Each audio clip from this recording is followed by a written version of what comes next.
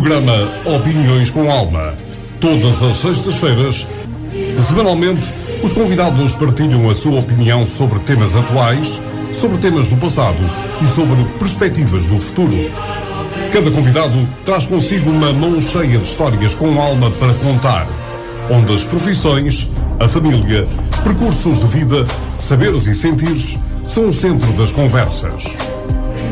Programa Opiniões com Alma. Todas as sextas-feiras, de Paula Jorge.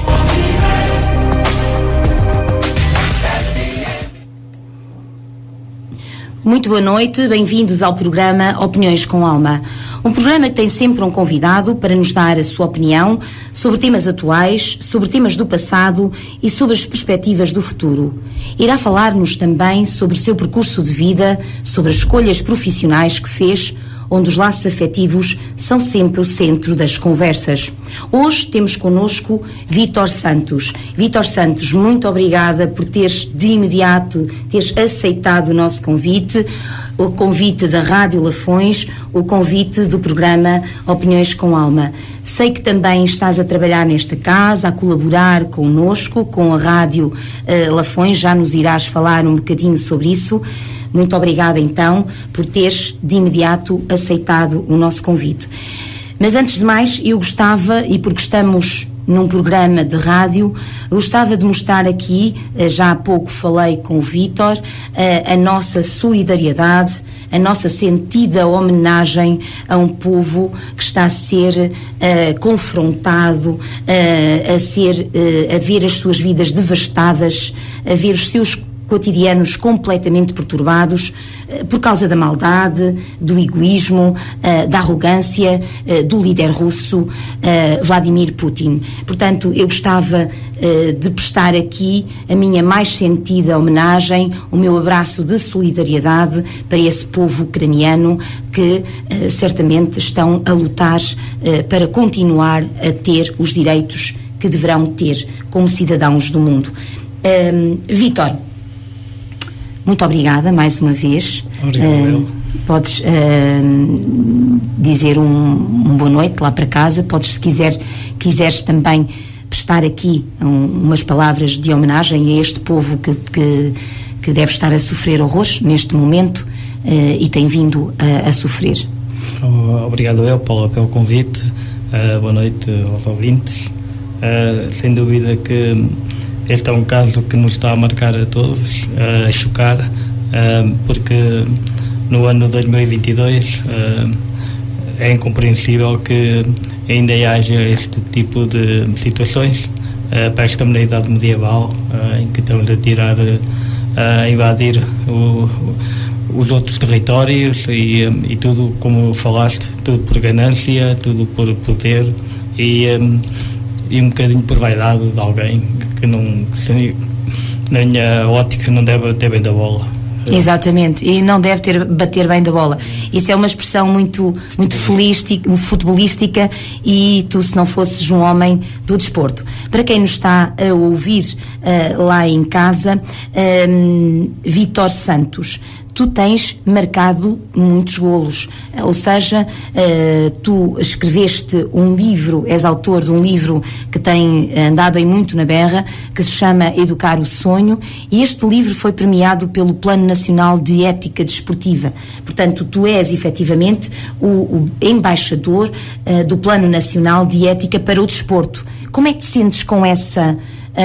já lá vamos atrás, já lá vamos como é que escreveste o livro, já lá vamos de onde te veio essa motivação, também o teu percurso pelo desporto, mas comecemos se calhar pelo fim, ou seja, perguntava-te qual é a responsabilidade. Isto é uma grande responsabilidade, ser embaixador do Plano Nacional de Ética para o Desporto.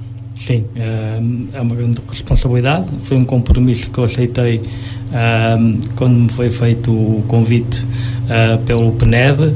O PNED é uma estrutura do IPDJ, uma estrutura do governo, e na altura, pelo trabalho que eu estava a desenvolver e pela sua coerência e consistência, eles convidaram-me se eu estaria disponível para continuar a promover a ética e eu disse que sim, visto que esta tinha sido uma missão que eu há uns anos comecei a fazer, a ter, porque se quiser, Paula, não foi nada que eu tivesse previsto, aconteceu e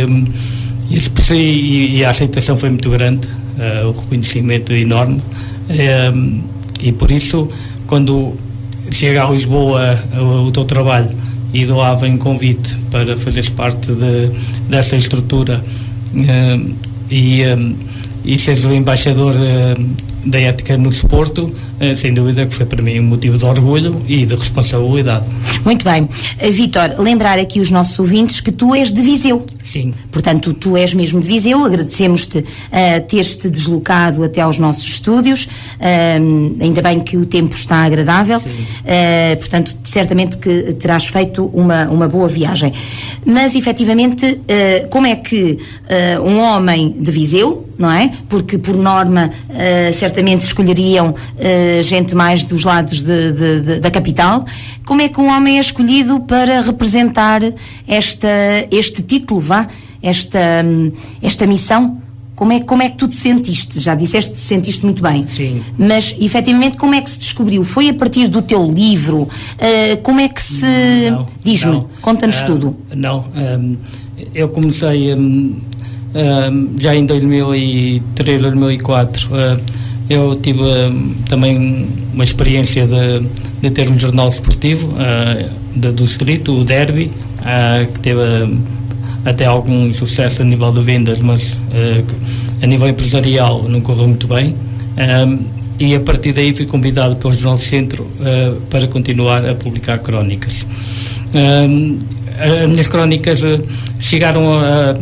Crónicas tudo ligadas ao desporto? Sim. À ética? Sim, ao comportamento. Aos comportamentos. Já vamos falar disso. Sim, principalmente a nível de comportamentos, que é o que a mim eu na altura era treinador ainda, ou seja, só deixei de treinar, só deixei o campo, porque eu venho do campo, do desporto mesmo, não venho da academia, e eu quando andava nos campos havia situações que eu não pactuava, que não aceitava, que não entendia. Mesmo que fossem contra os teus jogadores? Mesmo que fossem a favor dos meus jogadores. Exato, a favor, desculpa, é Sim. Exatamente isso. Sim. Portanto, mesmo a favor. Mesmo a favor, mesmo que fossem a favor, não aceitava que os meus jogadores tivessem atitudes menos éticas, de falta de fair play, que não tivessem focado naquilo que era o importante, que era o jogo, que não se divertissem e que tivessem muito pressionados, que tivessem desânimo. Muito bem, Vítor, então tens a experiência como base, não é? Sim, o que é fundamental. Portanto, não estamos a falar aqui de uma pessoa muito teórica e que efetivamente o bom senso deve imperar, mas não, de facto tens a experiência como base daquilo que falas. Sim, porque pronto, eu enquanto treinador eu treinei todos os escalões etários. Passaste por que casas, por que clubes? Viseu, Benfica e Académico. Muito bem. E só tive uma pequena experiência no futebol sénior no Oliveira de Frades. Muito bem. Na altura a colaborar com o Mr. Rui Almeida. Mas o meu percurso foi sempre na formação. E muito treinei todos os escalões etários, treinei todos os campeonatos, desde nacionais até distritais, ou seja, tenho uma experiência, um conhecimento do que se passava dentro do campo e fora dele. E isso fez com que eu passasse para o papel. Achei que era importante, muitas das vezes, para chegares ao público, para chegares aos pais. Uhum. Eu achei que não... Tinhas que fazer registros daquilo que vias, não era? Era, e então a melhor forma acho que era fazer isso. E eu cheguei mesmo a escrever cartas aos miúdos para eles levarem para casa. E passava no papel muito. Achava que na altura as redes sociais ainda não era o que era hoje e que era importante isso. E como já tinha um vasto leque de artigos, de crónicas, foi o próprio PNED, na altura, que me desafiou a organizar tematicamente os artigos. Depois também tive a colaboração desde o Duarte Gomes da SIC, o Ex-Arte Internacional, tive o professor Júlio Garganta da Universidade do Porto, o Rui Tovar, que se prontificaram a escrever os proémios do livro para cada tema, porque eu no meu livro, porque eu não é só os pais, porque também depois há os treinadores, também têm culpa, também há depois a parte da comunicação social também, e por isso acho que eu costumo dizer a culpa é dos adultos. A culpa quando corre mal, obviamente, não é? Sim. Quando há maus comportamentos, sim, estamos a falar disso, não é? Sim, quando há atitudes erradas em campo, sim, e fora do campo também, sim, no balneário também. Sim, tudo, ou seja, hoje em dia há uma pressão enorme, muito grande sobre as crianças e os jovens, a nível de desporto. Eles acabam por perder, começam com muita paixão, porque eu tenho uma paixão enorme pelo jogo, mas rapidamente aos 13, 14 anos sentem-se já defraudados, cansados, desmotivados. Porquê é que isso acontece, Vítor? Isso acontece porque eles começam muito cedo, hoje em dia, aos 5, 6 anos. Começam logo a ser mini-adultos. Eles são crianças, não são mini-adultos. Eu próprio cometi erros enquanto treinador, a treinar quase como treinavam os séniores, ou seja, fazíamos, digamos, o transfer. Mas desculpa interromper-te, Vítor, mas há qualquer coisa que eu não estou a compreender, porque parece que se diz que é de pequenino que se torce o pepino, ou seja, é de pequenino que começamos a ganhar gosto, a ficarmos mais perspicazes, mais organizados com a disciplina, e porque é que quem gosta efetivamente não vai aperfeiçoando e gostando também cada vez mais? Não vai, porque saltam-se etapas. Exato, ok. Começa-se a tirar a criatividade, começa-se a formatar muito o miúdo, começa-se a dizer que só a ganhar é que interessa.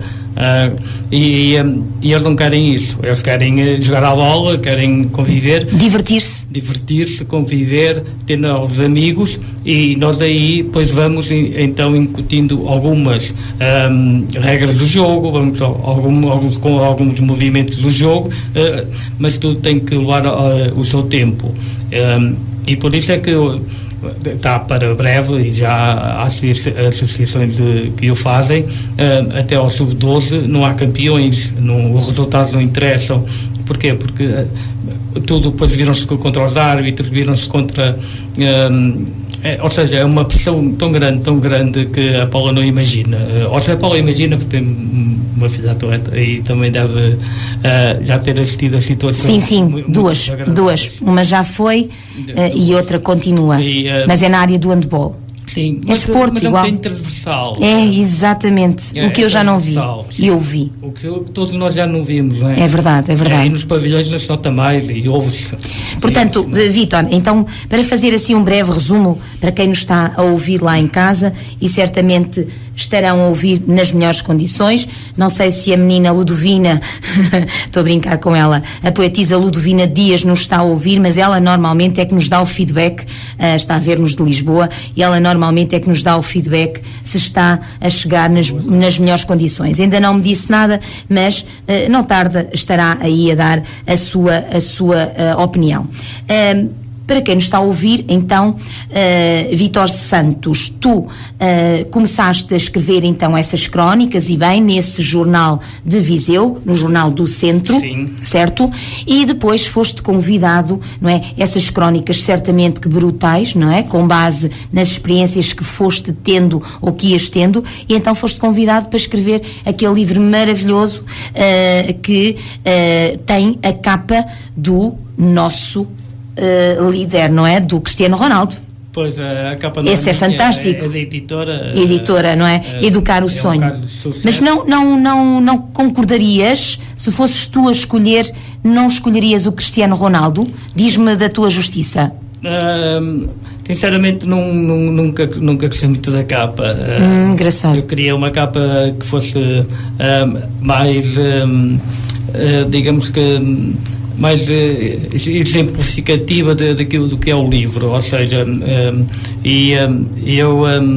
eu falo muito para adultos e o livro não é tanto para crianças, para jovens, mas é mais para mensagens pedagógicas.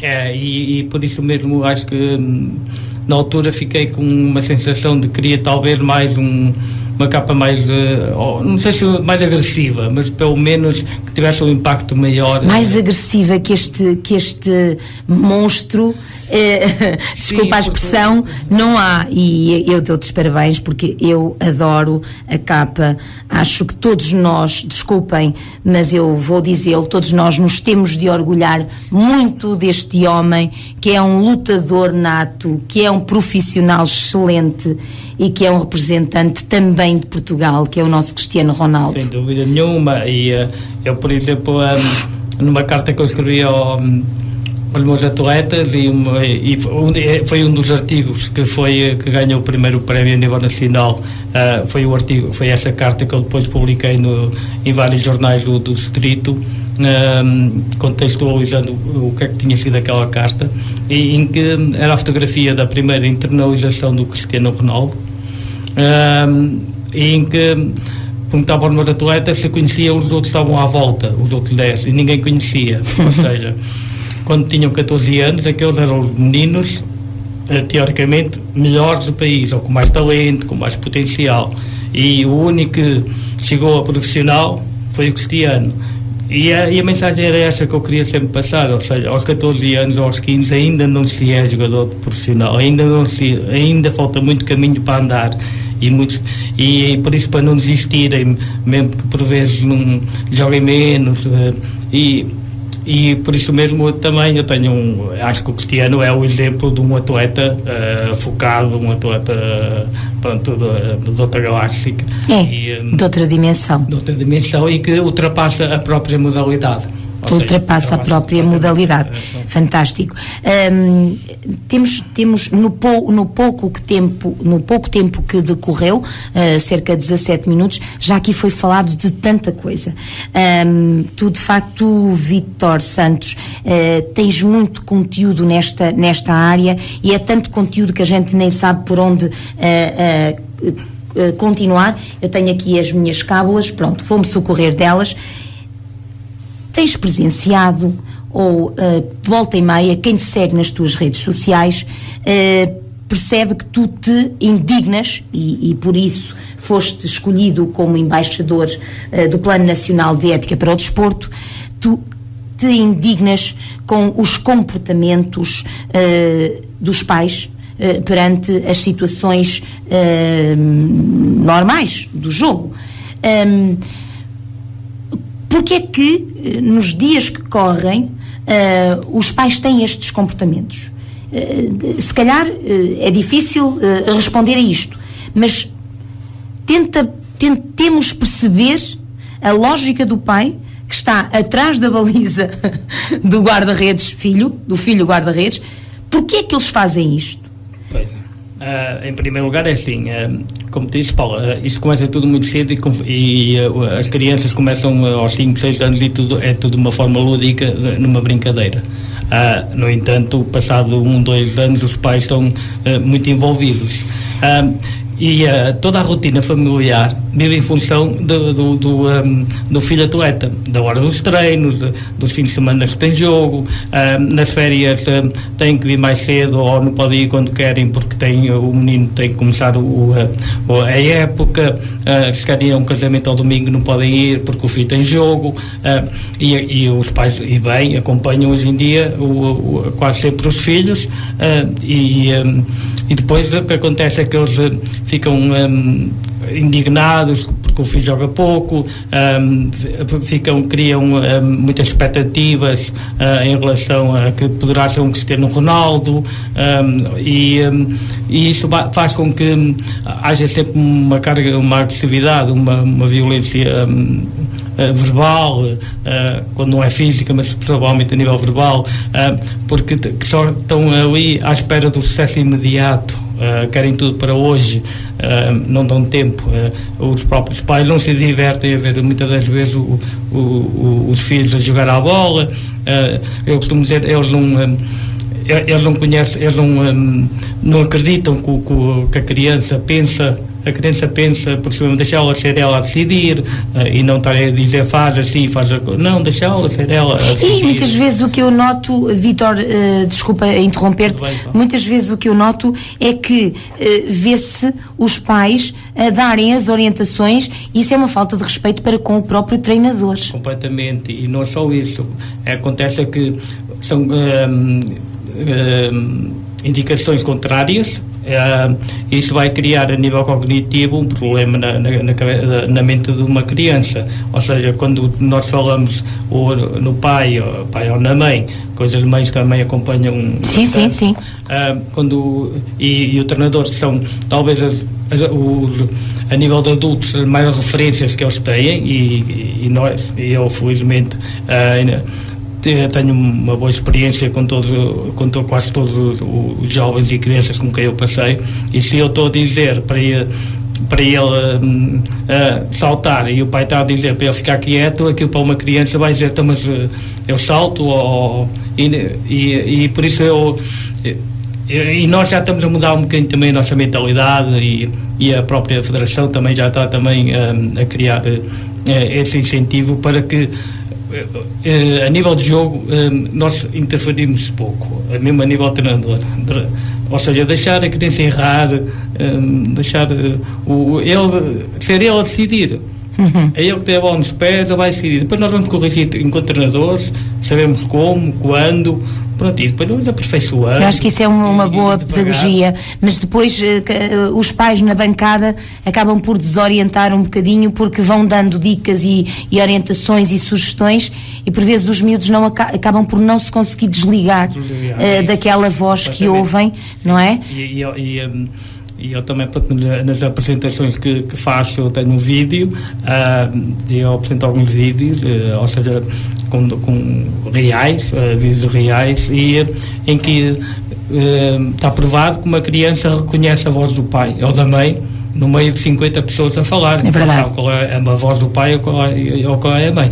E não é a primeira vez que acontece crianças a mandar o pai calar, a mandar calar o pai, frustradas, não é? Envergonhadas.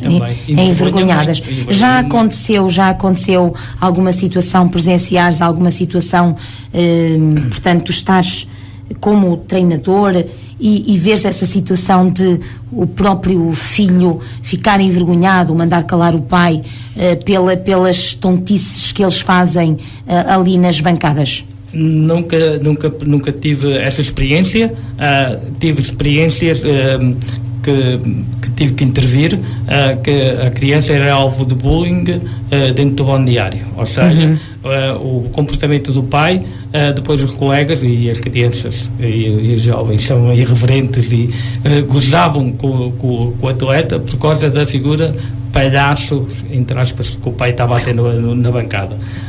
Ou seja, e quando o próprio pai entrava no campo, estávamos a fazer o aquecimento, eles já se começavam a rir e depois faziam chacota do filho, e alguns chegaram mesmo a não querer ir, porque o pai tinha um comportamento que depois quem pagava era o filho, porque é sempre a criança que paga, que vai sofrer, que sofre com essa situação. Vítor, falaste há pouco, vamos mudar agora um bocadinho o registro, falaste há pouco das formações. És uma pessoa que dá muita formação, recebe muita formação, achas que a formação é útil para os nossos jovens, porque não é só no campo, a tua formação é mais direcionada para pais, para treinadores, para público em geral, ou para jovens, para criança? Normalmente és convidado para intervir e para formações. A que faixa etária? Tiveste na sexta-feira uma formação, certo? Sim, foste certo. Tu que a deste. Sim. Fala-me dessa formação especificamente. Pronto, esta formação foi para pais e para treinador de um clube. De um clube específico, certo? Sim, de Castelo Branco. Muito Castelo bem. Branco. Castelo Branco? Sim, foi em Castelo Branco. Muito bem. O que acontece, a maior parte das minhas apresenta comunicações, e aquelas também onde eu me sinto mais à vontade, e por isso mesmo também é aquelas que eu prefiro, tem a ver com o público-alvo, são os pais. Pronto. No entanto, depende depois de quem me convida. Há clubes que me pedem para fazer para os diretores, outros para os jovens atletas, também já para dirigentes, para treinadores. Eu dou formação na nossa futebol de Viseu, a parte da ética dos cursos de treinadores também dou. Nosso futebol de Viseu, e por isso mesmo depois depende um bocadinho, mas a grande maioria, e as que tenho marcado, já tenho bastante marcadas até, desde Lisboa até lá acima a Braga, mas é quase sempre para pais. E quase sempre dizem-me o mesmo. Os pais aqui deviam estar. Porquê? Porque é a base, não é? Porque eles é que dão a educação. É uma exigência atual.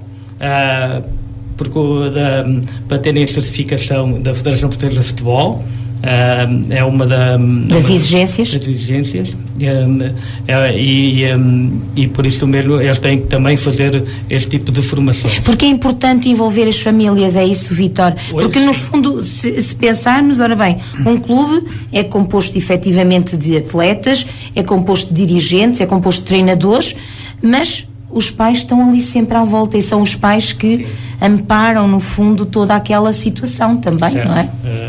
Eu, quando comecei como treinador em 1998, 99, e depois nós tínhamos uma ideia que era afastar os pais. Proibir os pais de estarem presentes nos treinos, impedir os pais de levarem os filhos para os jogos. E o próprio clube buscar com carrinhas. Sim, ou seja, tentar, mas depois vimos que deveria ser precisamente o contrário. O contrário, a envolvência dos pais é importante. Hoje em dia já, e depois mudámos um bocadinho essa ideia e essa prática, e em boa hora. Isto porque a Paula sabe que se não fossem os pais, também muitos clubes tinham fechado a porta. Verdade. Os pais é que, a nível, não só porque pagam mensalidades, claro. São importantes, mas também mensalidade ou anuidade, não é? Anuidade, sim.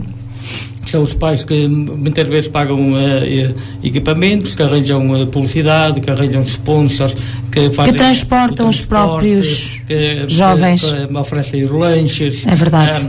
Que têm, ou seja, na parte logística ajudam imenso. Com as roupas. Com tudo. Com as roupas, por exemplo. Hoje em dia já os clubes já começam a estar organizados um bocadinho diferente, mas com a envolvência dos pais da mesma. Sim, os pais acabam por ser também eles próprios diretores.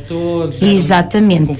Sim, e foram os pais que aguentaram os clubes. Esta que é a grande verdade. E portanto há que envolvê-los, e há que trazê-los, e há que chamá-los, não é? Tem que haver limite. Claro. Tem que haver limites, e acho que hoje em dia está definido qual é o papel do treinador, qual é o papel do dirigente, qual é o papel do pai, qual é o papel do atleta. Isto está mais que definido. Agora falta, quando é para passar para a prática, é que ainda não... Muito bem. E que mensagens, Vítor, é que tu numa formação dás aos pais? Há várias. Uma delas, como eu disse há bocado, é que deixem os filhos jogar, ou seja, não joguem por eles. Outra, por exemplo, é que nunca se coloquem no mesmo sítio a ver o jogo, ou seja, há pais que os pais entram e quase sempre direcionam-se para o mesmo lugar do campo. Não devem estar, porque a criança vai saber que o pai está ali, e aquilo para ele é uma zona de conforto. E ele vai olhar para o pai se corre mal, se corre bem, vai procurar o olhar sempre do pai. Ali o feedback do pai. E ele, por exemplo, ele deve saber que o pai está lá, o pai está presente, mas não tem que o estar a ver, nem tem que estar preocupado em olhar para ele. Mas isso não vai trazer inquietação ao jovem, porque sabe que o pai está sempre ali, e depois vai andar à procura feito tonto do pai na bancada? Não, o pai ele sabe que o pai está lá. Onde está, não importa. Não importa. Exato. Ou seja, o pai não está lá, ele tem que estar focado no jogo e não no pai. Exato. Por isso mesmo, eu tenho uma experiência... Mas são estratégias interessantes, é engraçado. Sim, porque isso ele vai... Porque é natural, é procurar o pai, porque depois outra é o transporte.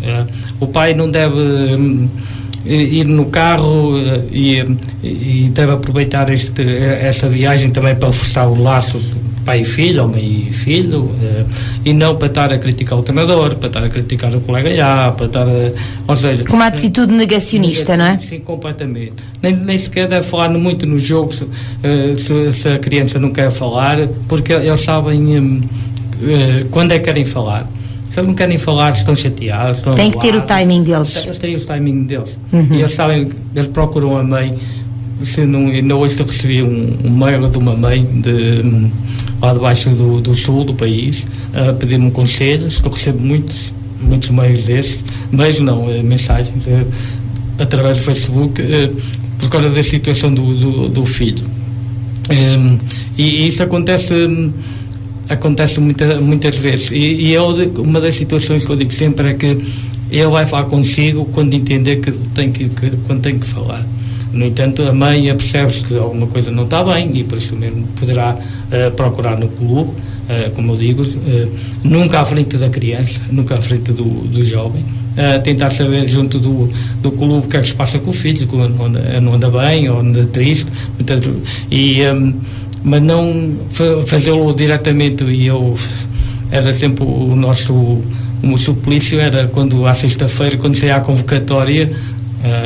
A convocatória dos meninos, dos jovens que iam jogar, não é? No domingo. O telemóvel tocava, porque é que o meu filho não vai, porque é que o meu filho não sei o quê, e sempre à frente deles, ou seja, e por isso mesmo nós nunca posso ter uma comunicação, para já não dar ao treinador a dar-se a explicação, mas depois também não posso estar a falar à frente da criança aquilo que poderia falar. E por isso mesmo quase sempre dizia, olha, depois na terça-feira vem falar comigo no treino e a gente conversa sobre essa situação. Mas é incrível como é que há pais que tiram satisfações por o filho não ser convocado. Muitos, e alguns pais treinadores, ainda hoje contei isso numa entrevista que dei para um portal, em que eu vi um pai treinador, ou seja, a bater no treinador do filho do mesmo clube, por causa as pessoas perdem completamente a cabeça. Estava aqui a abrir uma reportagem que o Vítor Santos deu à bola ao sábado. Sim. E diz, pergunta exatamente como lidar com um pai que fica atrás da baliza do filho guarda-redes.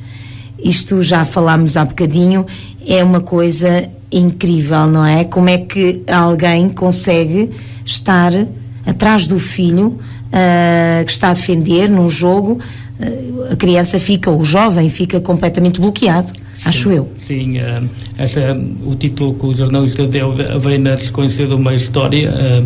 Essa entrevista são algumas histórias daquelas que eu contei.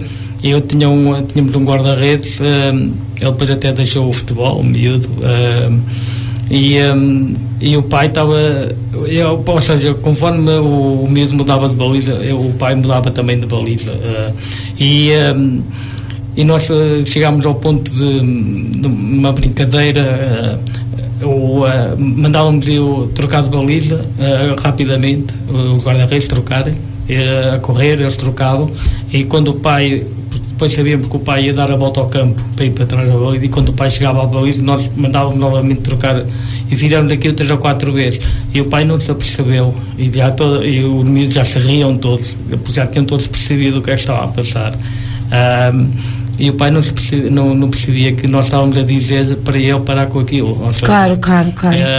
E depois, porque há pais que não conseguem chegar até ele de maneira nenhuma, não conseguem comunicar porque não estão tão obcecados no filho, não estão obcecados na equipa, não estão obcecados no jogo, não, estão obcecados só no filho. Não estão predispostos para o desporto sequer, não é? Porque o que nós gostamos de ver É um bom jogo onde há fair play, não é? Sim. Onde há fair play. Sim. Onde há respeito.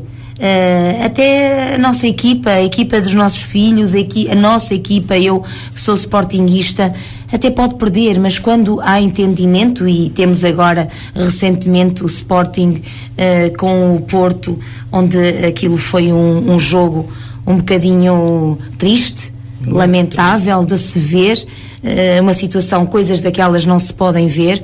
Como é que, por exemplo, Vítor, tu, ao falares com os jovens, imagina que estás a analisar um jogo daqueles, não é? Eles transmitem uma mensagem aos jovens, eles transmitem aqueles jogadores, os jogadores do Porto, os jogadores do Sporting, ao pegarem-se à porrada, ao pegarem-se a uma falta de respeito como aconteceu mutuamente, eles transmitiram uma mensagem. Eu não estou a dizer nem que uns estiveram bem, estiveram ambos mal. Sim, mas eles claro, embora seja sportinguista, estiveram muito mal, porque só acontece porque há duas partes, não é? Porque se uma estiver por isso simplesmente não retaliar e ficar parado, se calhar as coisas teriam terminado mais cedo.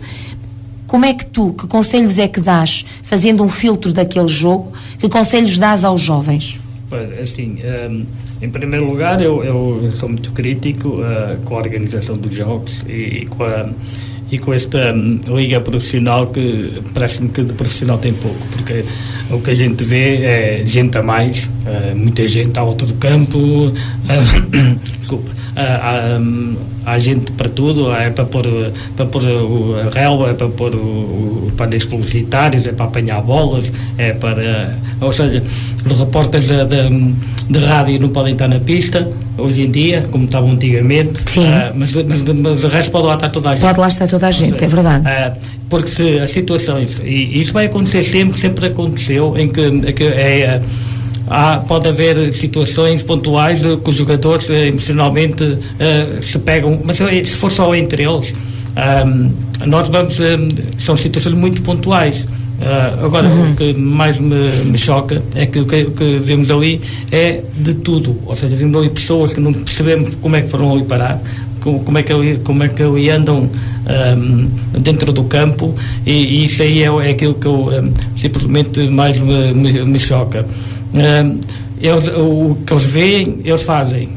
as crianças dos jogos imitam. Eu tenho uma história de um miúdo que o primeiro jogo que ele fez, ele era guarda-redes, eu andava sempre a pedir ao bicho quando é que eu jogo, até uma vez fui jogar, e passado já quase a acabar o jogo, ele deitou-se no chão e teve que entrar o massagista, e depois quando o massagista saiu a rir, eu perguntei: estás a rir porquê? O que é que se passa?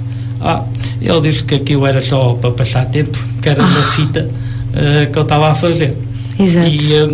E eu passei-me completamente a cabeça, claro. E no final do jogo fui ter com ele e disse que não lhe admitia aquilo, porque ele tinha na altura 14 anos.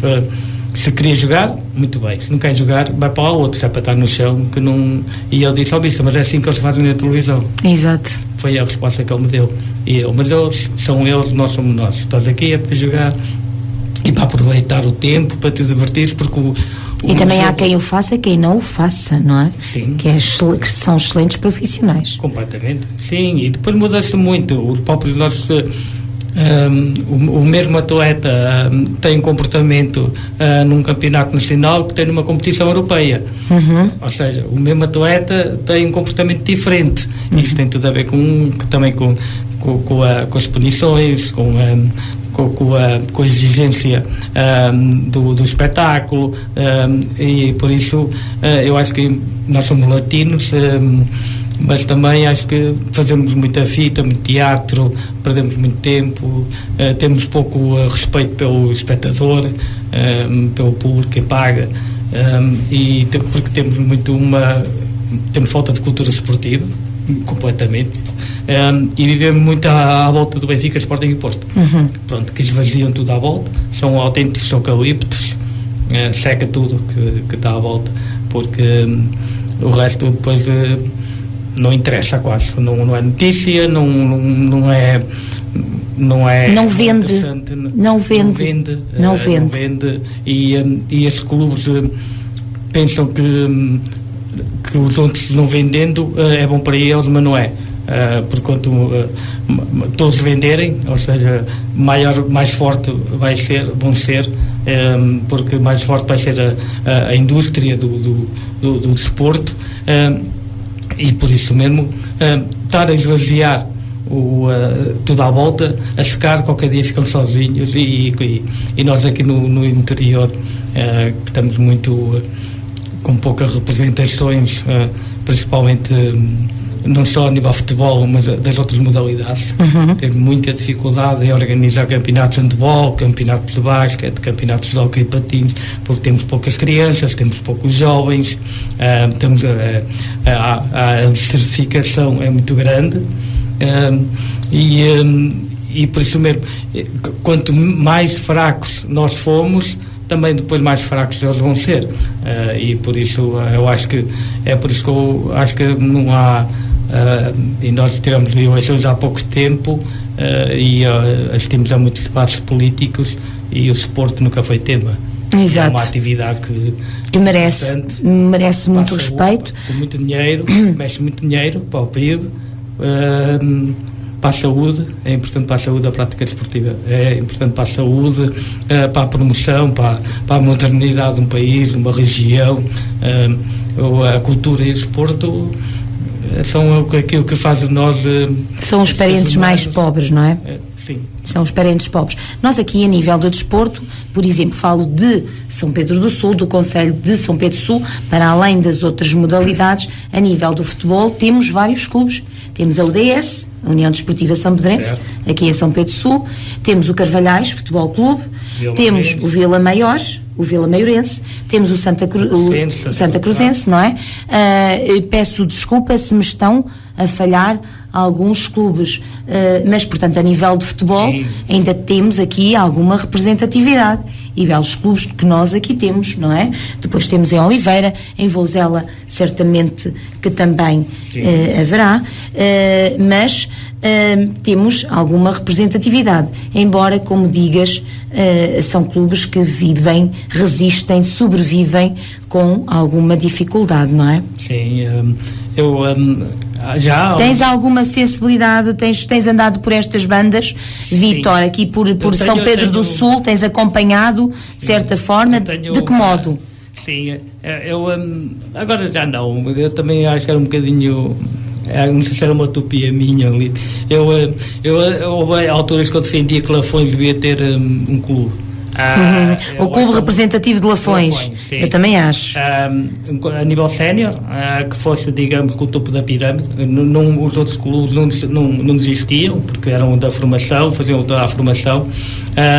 Mas, por exemplo, aqui na zona de Lafões não há um campo relvado. O que não é... O que para uma zona desta turística que poderia captar a nível de clubes para fazer estágios, acho que é uma zona muito bonita, uma zona que tem muita oferta hoteleira, uma gastronomia, tem as termas, tem muitas condições, e não há um campo relevado aqui. Agora Campia também vai ser sintético, são tudo campos sintéticos. Eu entendo que os campos sintéticos, a manutenção é mais acessível, mais barata, não é? Sim, e pode ser utilizado durante muito mais tempo, muito mais horas por dia, enquanto o relvado é mais exige complicado. outra cuidado. Mas Lafões é uma zona que eu considero rica, e que se tivesse um clube que juntasse aqui a Bozela, a Beifrá, São Pedro, sei que era difícil, porque depois cada um ia querer onde é que iria ser o estádio, mas onde é que não ia, mas poderia ser um sítio muito com muitas condições para ter um clube de profissional, e não só a nível de futebol, ou seja, que fosse, porque um clube de Lafões a nível do sénior, que fosse, digamos, que o topo da pirâmide, e depois continuava na mesma a formação, quer no Bozela, no São Pedro, no Vila Maiorense. Claro. E é uma ideia muito interessante. Fica aqui a sugestão, Vítor. Estou a gostar, sinceramente, muito interessante. Olha, Fala-me da tua passagem pela televisão. Eu estou aqui a abrir algumas imagens e tu foste convidado para comentar, o convidado da manhã informativa, portanto estiveste ao lado de profissionais também muito conceituados. Como é que foi esta passagem pelos estúdios? É certamente um bocadinho mais tempestiva do que aqui a calmaria da nossa Rádio Lafões. Como é que foi a passagem por a televisão? São sempre experiências enriquecedoras. Eu, por acaso, no caso da Sport TV, também é muito calmo, é um espaço muito tranquilo, tudo muito certinho, sem dúvida foi magnífico. Ainda por cima estive ao lado do Carlos Manuel. Exatamente, estou aqui a ver Carlos Manuel, o comentador, muito bem. Uma pessoa com quem ainda hoje me relaciono bem, de uma humildade, e já a tive 2 vezes e ele foi sem dúvida espetacular. E também porque vou lá sempre falar um bocadinho desta parte quando acontece alguma situação menos boa, menos agradável, não é? Agradável, e depois aproveitar para falar dos temas do dia. No programa do Alvin já era diferente, é um talk show, também o Alvin também é mais de improviso, é uma pessoa muito de improviso, mas uma televisão muito, era o canal que era uma televisão muito jovem, são muito jovens todos, também uma experiência bastante interessante. E depois também na RTP também foi mais ou menos o mesmo, ou seja, as pessoas começam não sei, aqui eu costumo dizer aqui o reconhecimento é muito menor, e quando sai fora do distrito as portas abrem-se todas. Santos à porta de casa não fazem milagres. É um bocadinho assim, não é? Muito. Mas é isso que eu tenho notado, que eu noto, por exemplo, noto aqui em ti.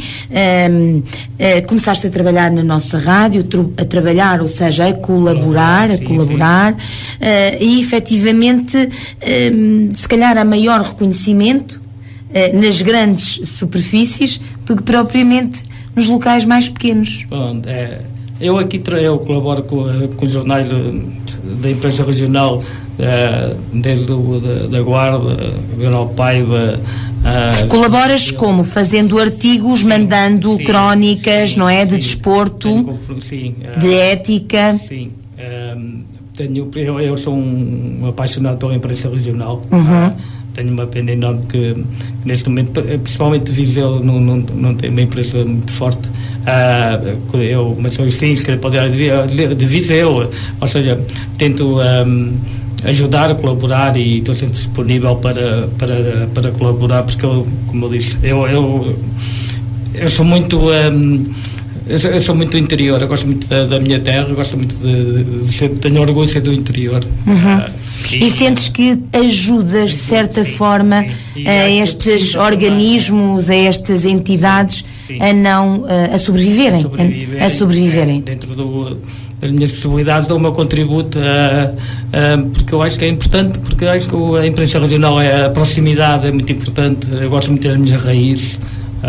E depois também temos que pensar que a imprensa regional chega a diversos pontos do país e do mundo. Certo. Não é? Hoje sim, hoje os nossos imigrantes gostam imenso de nos ler, de nos ouvir. Um beijinho para eles que nos estão a ouvir, e é de facto estes momentos que nós lhes damos também, que fazem lembrar a sua terra, não é? Sim. E por isso é que eu fui ao Luxemburgo. Já estive no Luxemburgo. Muito bem, fala-nos dessa experiência, Vítor. Foi também assim algo inesperado, na altura também através de português, que me contactaram se eu não estaria interessado em lá fazer uma comunicação. que me pagavam tudo, as despesas, ou seja, não pagaram cachê, pagavam uma despesa. As despesas, claro. E outros, claro que sim, então, e foi também um país que tem muitas nacionalidades, mas que também tem os mesmos problemas que nós, a nível de comportamento de pais. E eles lá entendiam que ainda não tinham ninguém que pudesse apresentar um trabalho. Na altura foi um trabalho todo em francês, foi tudo em francês, foi voltar novamente ao secundário e tentar aperfeiçoar um bocadinho o francês, mas depois também com a ajuda de portugueses que estavam presentes, e acho que foi fantástico, foi a recepção, o feedback foi maravilhoso. Foi talvez as experiências mais enriquecedoras que eu tive, foi essa de estar junto da comunidade imigrante e naqueles clubes, porque também, pronto, porque agora através das novas tecnologias, claro que pronto, já fiz 3 comunicações para o Brasil, já fiz para Cabo Verde, e pronto, e já estive no Marítimo, na Madeira também, como é que é possível, também pagaram os custos. Não há cachês, mas... Como é que é possível, não, Vítor? Porque tu, de facto, aquilo que transmites é de uma enormidade incrível e, portanto, as pessoas gostam de te ouvir, porque tem conteúdo, tem mensagem e, portanto, fala mais um bocadinho desta ética do desporto. O que é ter ética no desporto? Olha, começo por te dizer que não há desporto sem ética. Este é o primeiro. Será sempre outra coisa qualquer, mas nunca é desporto, porque o desporto tem ética. E o que é que tem ética? Tem valores, os comportamentos têm sempre consequências dos nossos comportamentos. Então, e a ética é isso mesmo, ou seja, é nós cumprirmos as regras, é respeitarmos o adversário, é respeitarmos o nosso corpo, porque o nosso corpo tem limites, e nós vamos nos superando, mas temos que nos ir superando gradualmente, e não podemos pôr em causa a nossa saúde. Isso acontece também muitas das vezes. E às vezes o atleta não dá conta de estar a ultrapassar os limites? É isso? A obsessão é tão grande, sim, a obsessão é tão grande que eles muitas das vezes ultrapassam os próprios limites, e nós reparamos principalmente nos esportes individuais isso acontece muito mais. Quem é da natação, quem é do atletismo, fazem muitas horas de treino, e nem sempre, se não são bem acompanhados, se não têm muitas das vezes hoje em dia, já há a nível de psicólogos, a nível da alimentação, ou seja, tudo isto tem que ter muito cuidado, porque como eu disse, o corpo não é uma máquina, e não foi feito para andar a 150 km/h, não é? Temos que ter cuidado com isso, e por isso temos que ter muito respeito pelo corpo, temos que ter respeito pela privacidade. Hoje em dia, até com as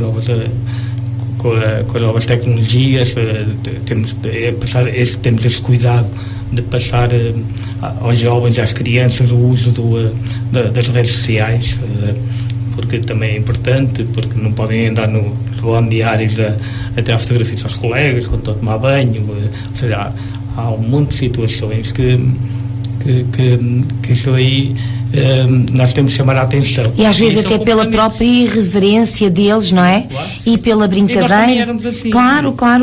Só que não havia... hoje tudo é muito amplificado, hoje tudo é fácil de ser divulgado, é fácil de ser partilhado, e depois perde-se o controle às situações, não é? Porque eu costumo dizer, nós também no nosso tempo também não é nenhum anjinhos, também andávamos, oferecemos porradas, dizíamos quando fosse a Viseu, era muito bairrismo, não é? Era muito bairrismo. Eu lembro-me que lá na minha terra, quando, por exemplo, um clube da terra jogava contra a aldeia vizinha, se não ganhassem em campo, depois à porrada tinham que ganhar. Portanto, havia sempre uma terceira parte, como eles diziam, na terceira parte a gente acerta as contas. Pronto, e depois metiam-se ali todos à porrada e era paz ao barulho e pronto, e era assim. Mas na altura também é assim, na altura não era pai, na altura era público, ou seja, porque também as pessoas não tinham grande... O entretenimento era quase o futebol, ao fim de semana, não havia mais nada, não havia jogos. Enchia aquele campo à volta, era a povoação toda ali, era o ponto de encontro. Depois da missa era o ponto de encontro à tarde. E mesmo quando era os campeonatos de formação, nós tínhamos de jogar. Para já os nossos pais não iam connosco, não nos acompanhavam. Íamos jogar assim feito, ou amigo, ou íamos por nossa conta. E depois era entre nós. E isso era diferente. Agora eram mais maduros, não é? Parece que cresciam mais, sim, um bocadinho mais precocemente. Sim, completamente. Era, não é? Não éramos tão protegidos. Sim. Eram mais autónomos. Tínhamos que nos defender a nós próprios. Claro. Tínhamos que nos defender a nós próprios e depois dizendo, quando for a Viseu, já a gente acerta as contas. Mas era... E o público era público em geral, porque não havia... as pessoas acompanhavam, no caso de Viseu, iam para o Fontelo ver os jogos, e independentemente do seu Benfica, ou Académico, ou Litano, iam ver os jogos, de repente, mas não era o pai ou a mãe, eram pessoas, não tinham nada que fazer, não havia centros comerciais, não havia cinemas, não havia... Pronto. Eram aficionados mesmo. Hoje em dia, se fomos a esta hora ao Fontelo, estão lá meia dúzia de pais a ver os jogos. Ou seja, porque ninguém vai à noite para Fontelo hoje em dia, um adepto não vai ver um jogo de crianças de 12 ou 13 anos, quando pode estar em casa no sofá, ou a ver um jogo na televisão, ou ir para um centro comercial, ou ir para o cinema. Ou seja, tem outra... A sociedade mudou, não é? Hoje em dia a sociedade mudou. E nós acho que... E por isso nós fomos... Não éramos diferentes nesse aspecto, fazíamos as nossas asneiras, mas éramos nós, era entre nós, jovens, que nós resolvíamos as nossas situações. Não havia paz ao barulho. E hoje em dia não. Pronto, eu partilhei um vídeo há relativamente pouco tempo, até o retirei da net, e sem imagem, em que no Fontelo, em que o que se ouve eu cheguei a ver o vídeo. Eram os pais, sim, a insultar. E aquela menina, a Rita, tem 20 anos, é uma menina. Por acaso a Rita, pronto, mas não faz sentido tratar mal uma criança, um jovem. E depois o feedback que recebi do clube foi espetacular, eles reconheceram e disseram que iam tomar uma posição e que não aceitavam aquele tipo de comportamento, mas depois outras pessoas não, porque a culpa tinha sido dela, porque ela não tinha marcado um penalti e há sempre um mas, isso é quase como há sempre uma justificação para a violência. É verdade. Nunca há justificação para este tipo de ações. É mais confortável colocarem-se naquela postura de dizer mal ou do contra ou de arranjar pretextos para justificar, não é? Algo que está... Mas não faz sentido, porque nada justifica. Às vezes há situações que acredito que nós ultrapassam o limite da paciência, que haja pessoas que são muito mais explosivas, que hajam pessoas... eu costumo dizer que não há pessoas boas fora do desporto e más dentro do desporto. Há pessoas bem formadas e mal formadas. Há pessoas com ética e há pessoas sem ética. Agora, porque há aquela que eu é tão boa pessoa, não sei o quê, mas depois vai para os jogos e ele transtorna-se. Meu amigo, deixa de ir. Se não sabe controlar. Claro. Seja, se vê que não consegue controlar, porque as emoções trabalham-se.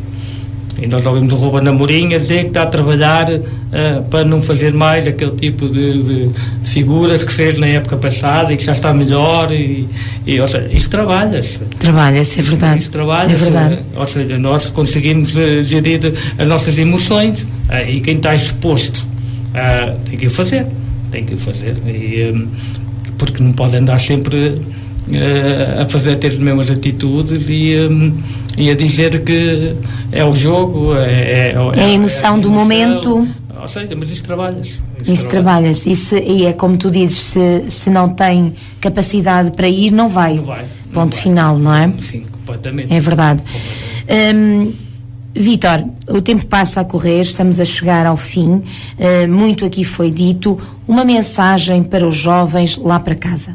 Os jovens que nos estão a ouvir, jovens e menos jovens, portanto, a nível do desporto, a nível de ética, a nível de seguir o seu sonho, a nível de estar em campo, estar fora de campo, a nível do balneário, umas mensagens que eles possam ouvir e que possam acolher e que possam digerir. Sim, pronto, a mensagem começa pelas crianças que pratiquem desporto e que os mais velhos, os adultos, os deixem praticar.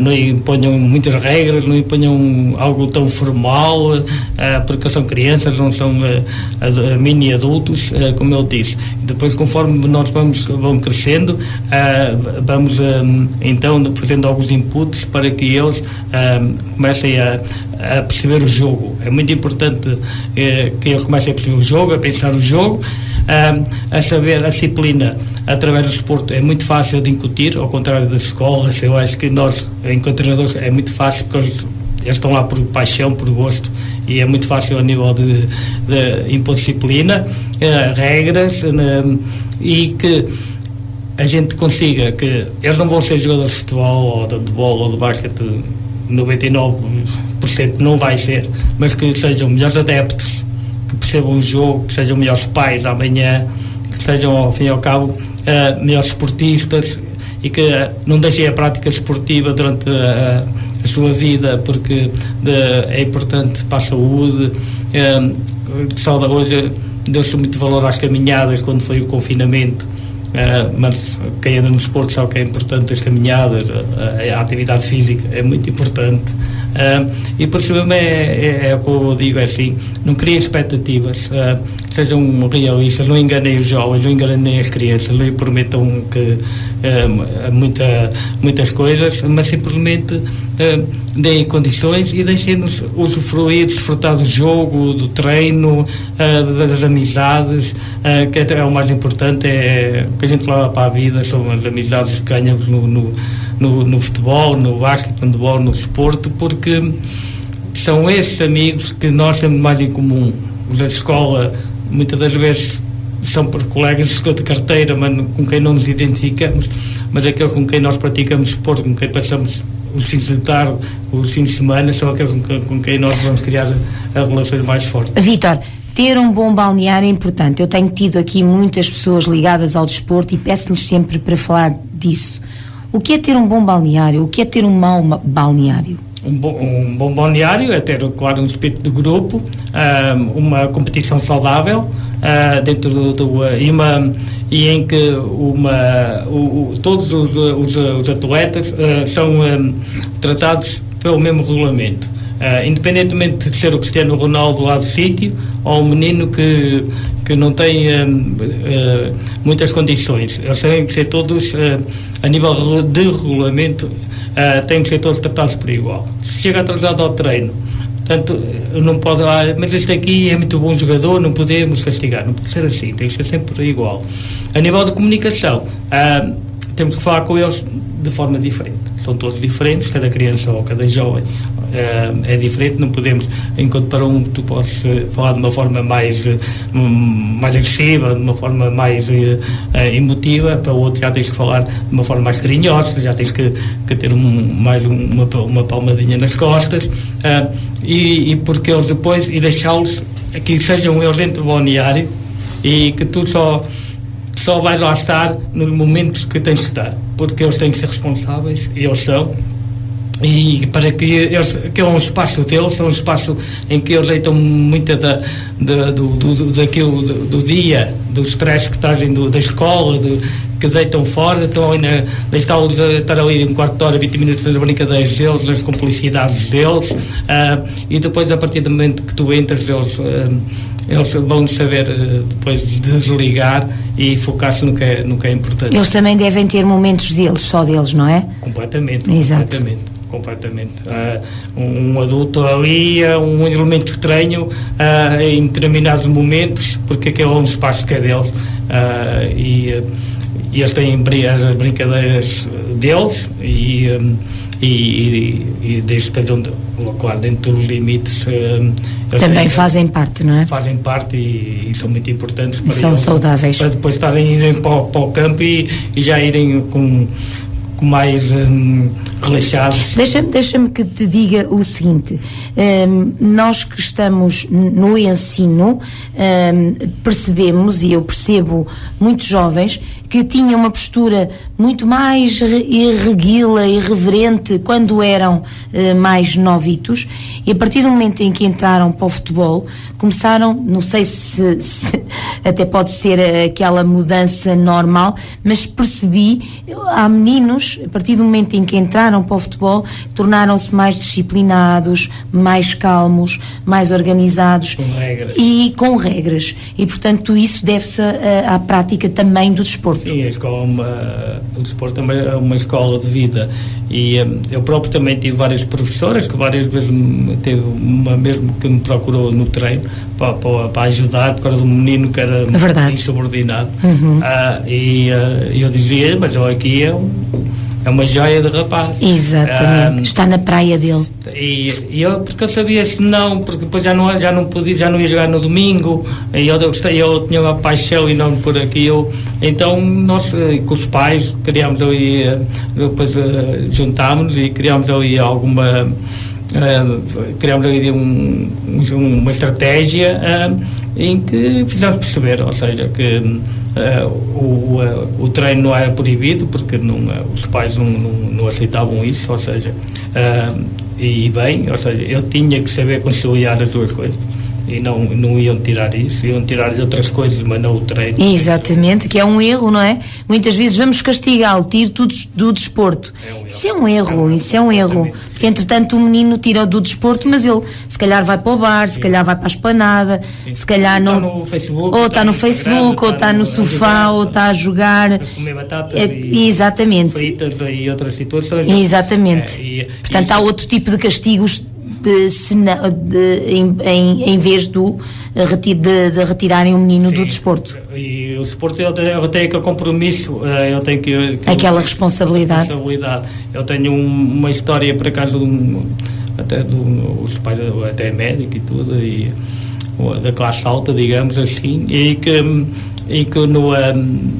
o miúdo teve uma nota menos boa, não teve uma nota negativa, teve uma nota menos boa. E na altura havia aquela ideia de castigá-los se eles tivessem más notas, e isso acontece ainda hoje. E os pais chegaram ao pé depois de mim e disseram que não admitiam isso, porque o acompanhamento escolar era feito pelos pais, não era pelo clube, e que não admitiam isso. E isso fez-me pensar também, e eu assim, tem razão. Então pronto, eu agora quando vou aos clubes também digo, ou seja, no início de cada ano vocês têm que dizer aos pais, se pedem as notas no Natal e vão penalizá-los, mas isso tem que ficar logo bem ciente de início, que é para os pais saberem que aquilo conta, porque há pais que podem não aceitar. Olha, então o meu filho não fica aqui.